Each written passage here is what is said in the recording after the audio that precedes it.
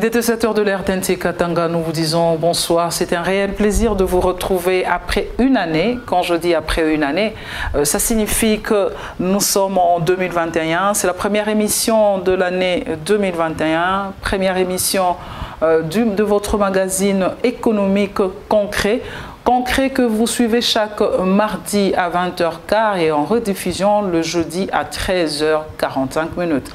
C'est parti pour ce nouveau numéro. Ce nouveau numéro, mais avant de vous annoncer ce nouveau numéro, c'est que nous avons prévu pour vous qui nous aimez bien, pour vous qui nous suivez, nous vous disons nos voeux le meilleur pour l'année 2021. Nous souhaitons de vive voix que 2021 nous offre tous des nouvelles opportunités, que la pandémie Covid-19 qui a sévi le monde entier en 2020 et qui continue au fait en 2021, que cette pandémie nous donne quand même l'occasion de sourire un temps soit peu au cours de l'année 2021. Voilà pourquoi nous disons bonne année, voilà pourquoi nous disons meilleurs vœux, beaucoup de bonheur, de prospérité, longévité, bonne santé à tous les téléspectateurs de ce magazine concret, à tous ceux qui nous apprécient. Bonne année, bonne année. 2021 pour nous, dans le cadre de ce magazine, on va aller un peu plus loin pour le vœu. Si vous avez besoin qu'on fasse passer le vœu des personnes qui vous sont chères, vous allez nous envoyer inbox, vous allez nous contacter inbox. Vous connaissez la chaîne YouTube du magazine concret, vous pouvez le faire. Et c'est parti pour ce nouveau numéro de l'année 2021, la première de l'année 2021. Nous allons vous présenter une situation en général, une rétrospective. Cette rétrospective que vous avez eue en 2020, pour l'année 2020, cette rétrospective-là, ça a été pour les invités que nous avons reçus dans les cas des émissions. Mais pour ce nouveau numéro, nous allons vous présenter une rétrospective en ayant des éléments et en ayant une innovation. Désormais, vous allez suivre dans le cadre de ce magazine concret, vous aurez à suivre une rubrique, le concret dans concret. C'est une nouvelle rubrique pour vous permettre de vivre, sinon de palper toutes les réalités économiques en RDC en général, plus précisément dans la province du Grand Katanga. C'est parti.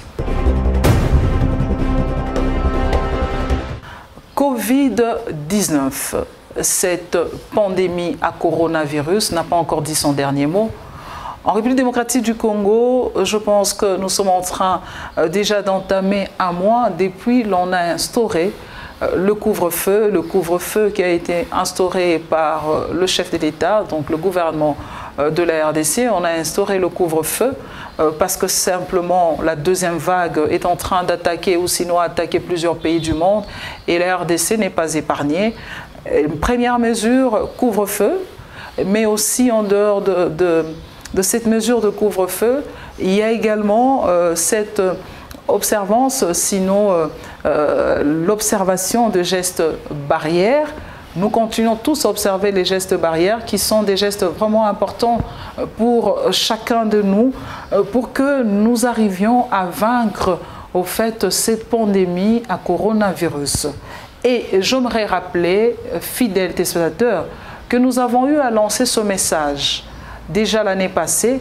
Et ce message, nous allons encore une fois vous lancer ce message tout de suite pour vous dire, protégeons-nous, protégez-vous, le coronavirus est une réalité, le coronavirus est dans la province du Haut-Katanga. C'est parti.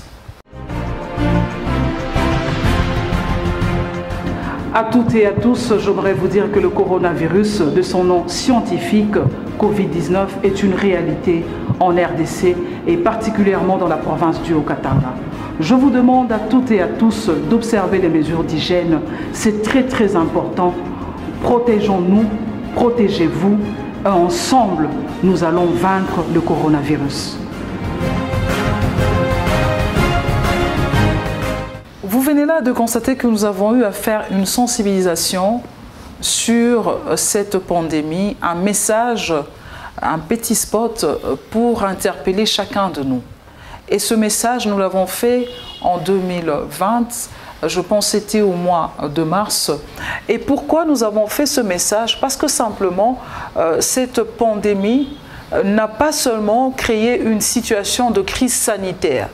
Cette crise sanitaire a appelé à une crise économique. Vous vous rappelez qu'au mois de mars 2020, lorsqu'on a déclaré cet état d'urgence en RDC, l'état d'urgence qui s'est vécu au mois de mars jusqu'au mois de juillet 2020, cet état d'urgence a fait en sorte que le pays s'est comporté très mal sur le plan économique et jusqu'à ce jour, le pays ne se remet pas encore comme il se doit de la situation économique. Non seulement une situation de la RDC, mais c'est également une situation de tous les pays du monde entier où la crise sanitaire a automatiquement amené une crise économique.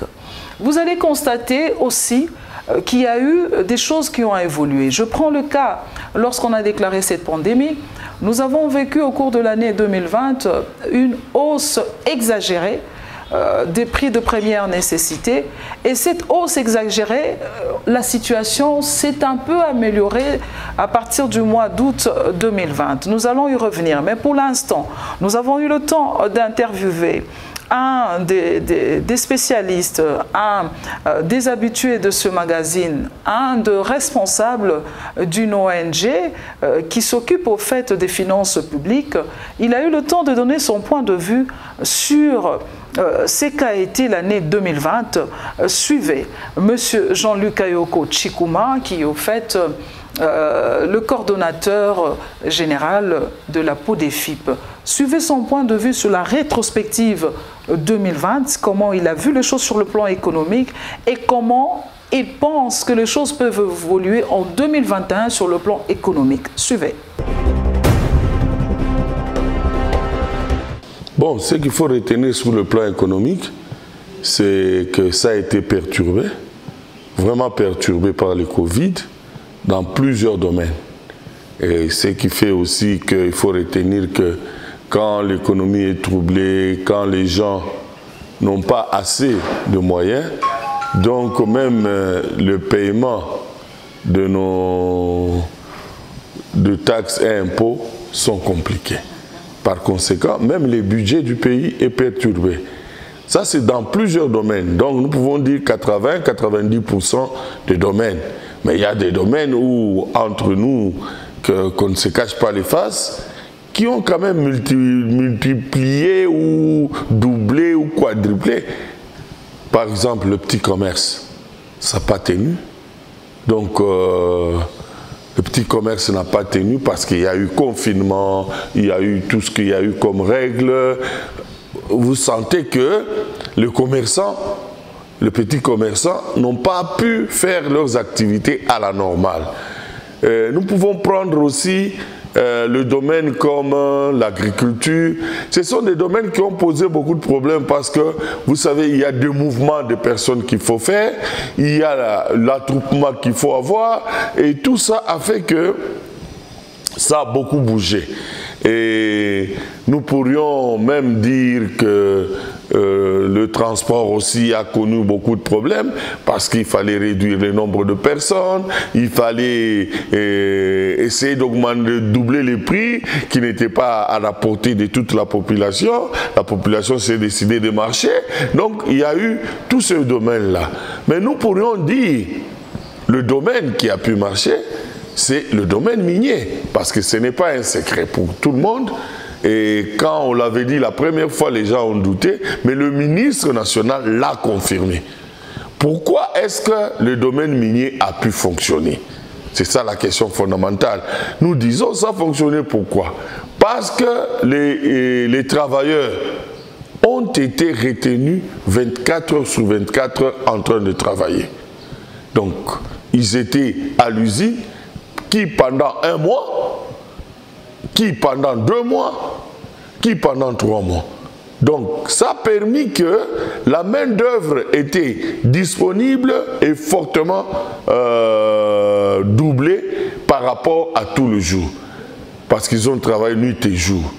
Et nous avons même remarqué à nous-mêmes, quand vous avez vu sur la route, il y avait plus de tracts même que de véhicules qui prennent les gens.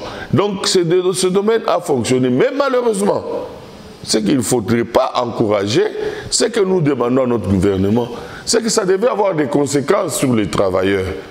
Malheureusement, les travailleurs étaient payés en monnaie de singe. C'est 1000 francs, 2000 francs. Les gens qui sont partis en congé technique sont partis avec 50 $. Donc, ça n'a pas marché de ce côté-là. Ça a marché du côté des investisseurs, mais du côté des citoyens congolais, ça n'a pas marché. La preuve, c'est que même pour payer ce qu'ils doivent aux communautés, la redevance minière, les cahiers des chargés consorts, c'est compliqué. Jusqu'aujourd'hui, ils n'ont pas pu, ils ne payent pas. Il y a même des entreprises qui ont une année qui ne payent pas. On ne va pas dire encore c'est le Covid. Il y en a qui avaient des arriérés qui ne terminent pas. Donc ça veut dire que notre gouvernement, ce qu'il ne faut pas faire, c'est de laisser des investisseurs, parce qu'il est investisseur, il peut tout se permettre. Non. On est investisseur pour que c'est un partenariat 50%, 50%, 50-50. Donc vous amenez votre argent, nous vous donnons notre terre et nous tous nous gagnons. Mais c'est ce qui n'est pas fait dans ce domaine-là, c'est triste. Et dans le domaine du petit commerce, je pense qu'il y a à faciliter aussi certaines choses. C'est vrai, on doit payer des taxes et des impôts. Pour 2021, je pense que par exemple, pour les petits commerces, il faudrait les encourager. Essayer d'alléger.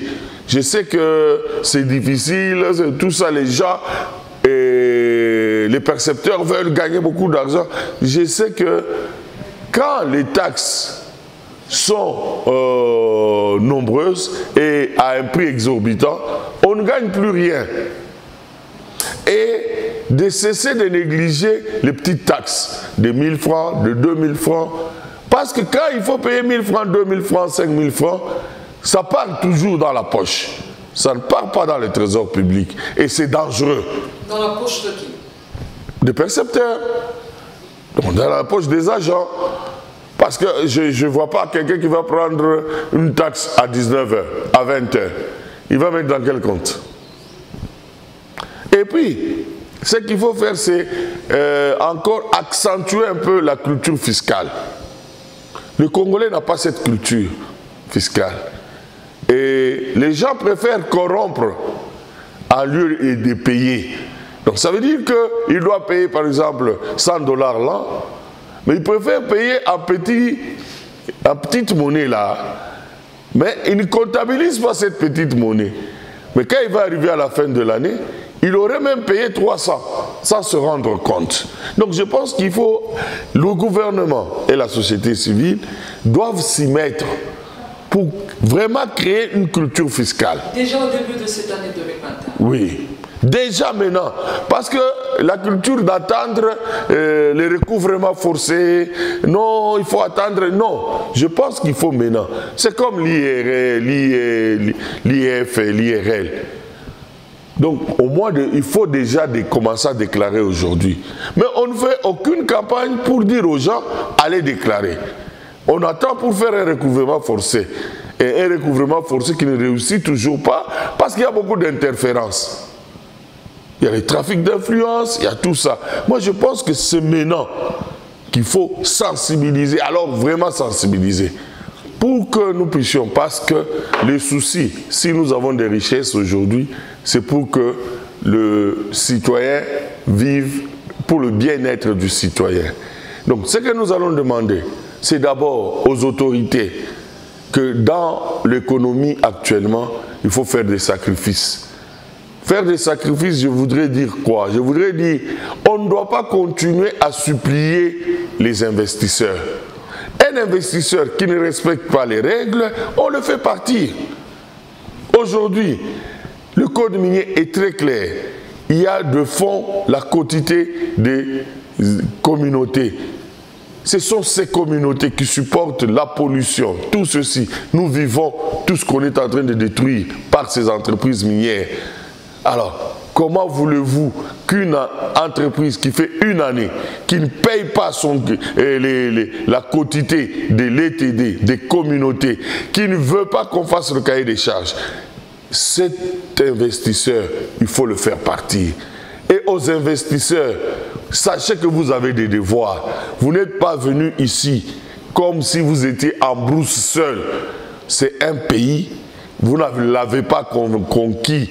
Ceux qui vous soutiennent là, un jour vont tomber, mais les communautés resteront. Donc, nous vous interpellons aussi parce que nous avions dit l'année passée, cette année, on va citer entreprise par entreprise qui ne payent pas les quotités des communautés. Faites attention. Nous risquons de commencer au mois de février. Si vous ne voulez pas vous mettre en ordre aujourd'hui, vous vous mettrez en ordre ce jour-là. Et nous interpellons les autorités encore. La politique de l'agriculture développée dans notre province, nous pensons qu'il y a moyen de captiver cet argent des mines pour industrialiser l'agriculture.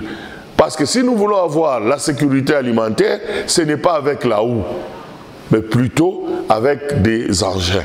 Donc, mécaniser l'agriculture cette année, nous demandons à l'autorité, c'est possible et ça peut se faire.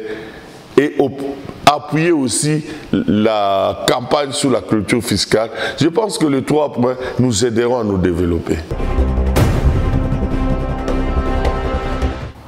Jean-Luc Kayoko Chikuma, coordonnateur de la PODEFIP, est clair en disant à 90% les choses n'ont pas marché sur le plan économique. Il a fait une rétrospective, mais il a également proposé des solutions, sinon des pistes de solutions pour l'année 2021. Et ces pistes de solutions, c'est pour que l'économie en RDC évolue, pour que l'économie aille de l'avant. Parce que cette économie, lorsqu'elle souffre, c'est la population qui continue à souffrir.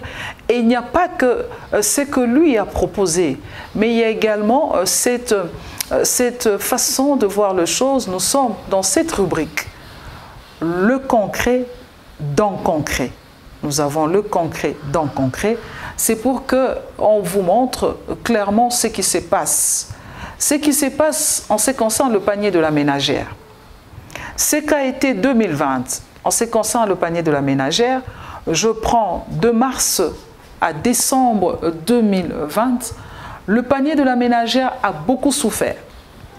Au début de la crise sanitaire qui a amené une crise économique, vous vous rappelez qu'on a acheté le sac de farine de maïs à 50 000 francs congolais, voire 60 000 francs congolais. Il a fallu beaucoup de stratégies de la part du gouverneur Jacques Kaboula et toute son équipe gouvernementale pour qu'on essaie de revoir cette situation parce que dans la province du Haut-Katanga, ce que nous aimons bien manger, c'est le foufou, donc la farine de maïs est primordiale. Nous sommes allés sur un prix de 20 000 francs congolais à l'époque, à 60 000 francs congolais, mais tout de suite la situation a été récupérée pour qu'on se retrouve aujourd'hui avec un sac de farine de maïs de 25 kg qui nous revient en fait aujourd'hui à 23 000 francs congolais ou 24 000 francs congolais.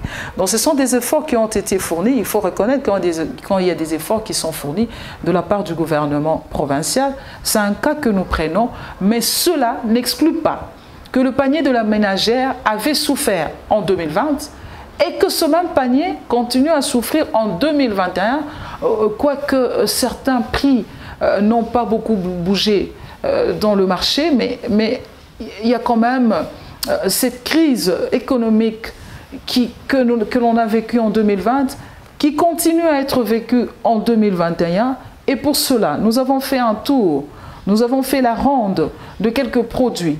En 2020, c'est que ça a été et c'est que ça nous donne aujourd'hui en 2021. Suivez ce condensé sur le prix des denrées alimentaires, sur ce panier qui souffre encore, qui a souffert, qui souffre encore. Suivez le constat que nous avons fait dans cette nouvelle rubrique « Concret dans le concret ».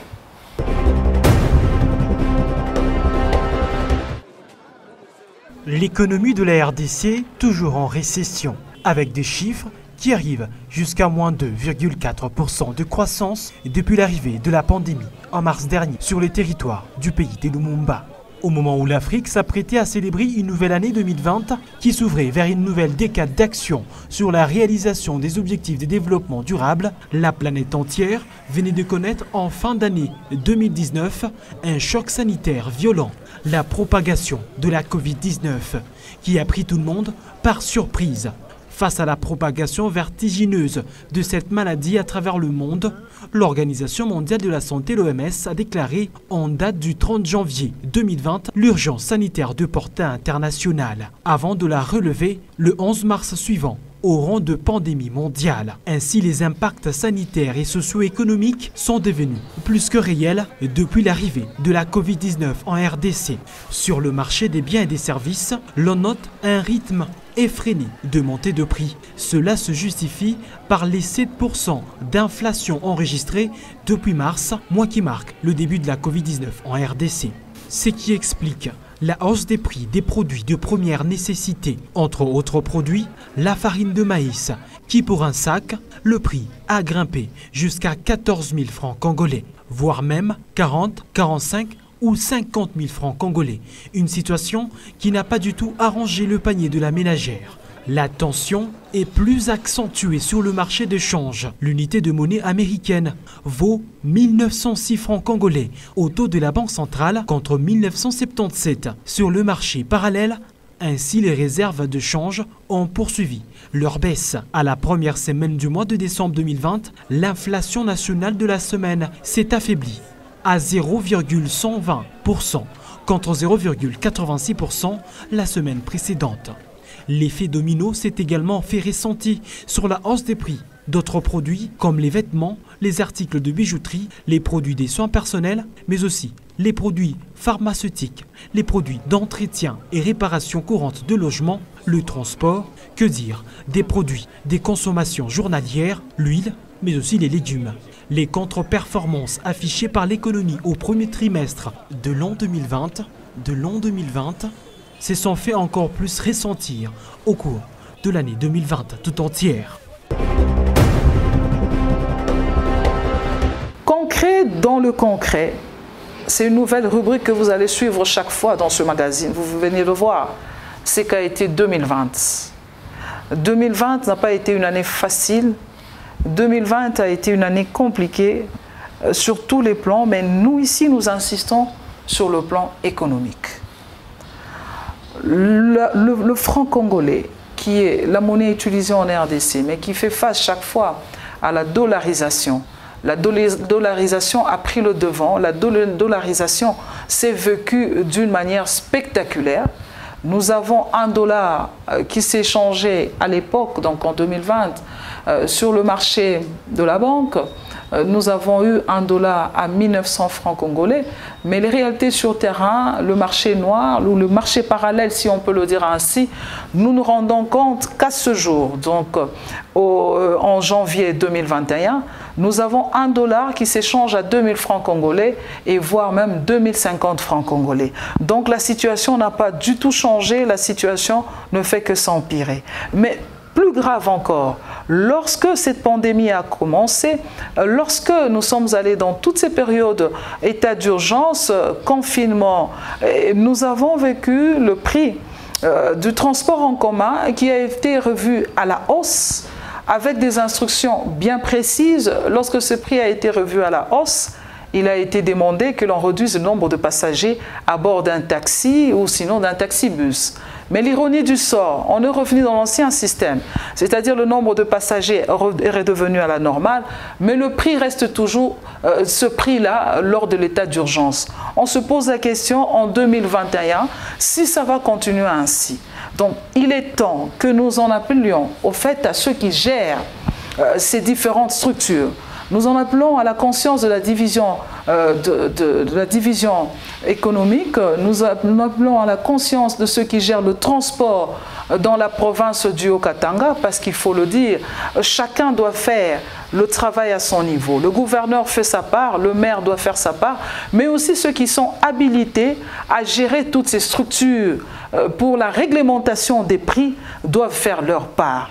Donc 2021, nous espérons que chacun de nous doit faire sa part à son niveau et nous espérons que chacun de nous doit s'y mettre pour que les choses évoluent. Le panier de la ménagère souffre et ce panier de la ménagère, pour qu'il change, il y a plusieurs paramètres qui doivent être considérés. Il y a des paramètres qui sont au niveau national, il y a des paramètres qui sont au niveau provincial, mais il y a également des paramètres qui sont au niveau de la ville de Lubumbashi. Donc il est temps que chacun de nous se dise en 2021, les choses doivent évoluer. Mais je pense que mon réalisateur, s'il est d'accord avec moi, il va nous balancer quelques prix, mais sinon, pas seulement dans le cadre du panier de la ménagère, mais dans le cadre de certains produits, les métaux. Donc nous avons les métaux et les non-métaux. Il va nous présenter les tableaux des métaux et des non-métaux. Vous avez suivi M. Jean-Luc Kayoko dans sa rétrospective. Il a très bien dit qu'il y a des affaires qui ont marché. Il y a certains secteurs où les choses ont évolué, notamment dans le secteur minier. Pour lui, il a pensé, il a bien vu, il a fait une analyse que le secteur minier, ce sont ces personnes qui évoluent, ces investisseurs qui évoluent dans ce cadre-là, qui ont fait un bon business, qui ont fait des recettes énormes en 2020. Mais est-ce que lorsqu'ils ont fait des recettes énormes, ils ont pensé au peuple? Est-ce qu'ils ont pensé à ces Congolais qui travaillent dans ces entreprises? Ce sont des questions, nous allons y revenir, nous allons y répondre avec des invités sur le plateau. Mais déjà, le réalisateur va vous balancer ce tableau des métaux et des non-métaux, de ce que ça a été en 2020.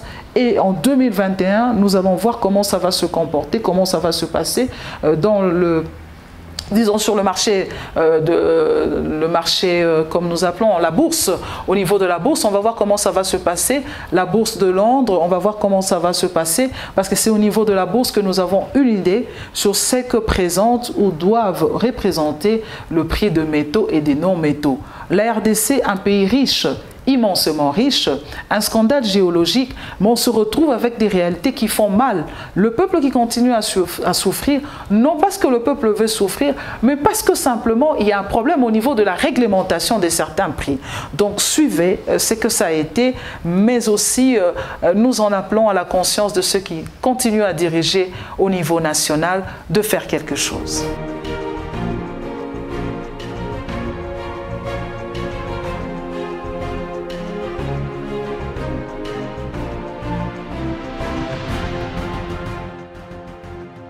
Fidèles téléspectateurs de l'RTNC Katanga, nous vous disons merci, vous qui avez choisi ce magazine d'aujourd'hui, vous avez suivi ce magazine d'aujourd'hui concret. Si vous avez aimé ce magazine d'aujourd'hui concret, il faudrait que je vous dise, tout au long de l'année 2020, nous avons des personnes qui nous ont accompagnés, qui étaient vraiment présentes dans le cadre de ce magazine concret, qui nous ont fait des suggestions, de propositions, qui ont voulu que les choses s'améliorent au cours de l'année 2021. Nous allons quand même nous permettre de leur faire un petit coucou, de leur dire merci, merci d'être toujours là pour le magazine concret et merci également de nous encourager et surtout de nous dire ce qu'il ne faut pas faire, ce qu'il faut faire pour dire que dans la vie on apprend tout le jour. Ce magazine d'aujourd'hui concret remercie le gouverneur de la province du Haut-Katanga, Jacques Yaboula, monsieur Jacques Yaboula Katoué, qui nous a accompagnés, je ne saurais pas le dire comment, mais qui nous a beaucoup accompagnés, qui nous a assisté. Vraiment, monsieur le gouverneur, nous vous disons merci. Mais nous disons également merci au directeur provincial intérimaire de l'RTNC Katanga, le directeur Basil Singandalamba, qui nous a accompagnés au cours de l'année 2020. Mais on ne s'arrête pas à cela. Nous avons certaines personnes qui nous ont accompagnés tout au long de l'année 2020, qui ont cru en nous. Nous citons M. Bilal, qui est de Malaïka. Nous citons M. Adam Chaloué, Malaïka Télévision. Nous citons également Mme Rebecca de Malaïka Télévision. Nous leur disons sincèrement merci pour cette première émission de l'année 2021. Nous disons merci à Nyangi Lodge. Nyangi Lodge qui nous a offert ce cadre aujourd'hui, qui veut bien continuer à nous offrir le cadre. Nous disons merci à Nyangi Lodge, mais nous n'oublions pas notre complice de tout le jour. Il se reconnaît à travers ce magazine d'aujourd'hui. Nous disons merci. Il a été au four et au moulin pour vous donner le meilleur du magazine concret, mais on n'oublie pas.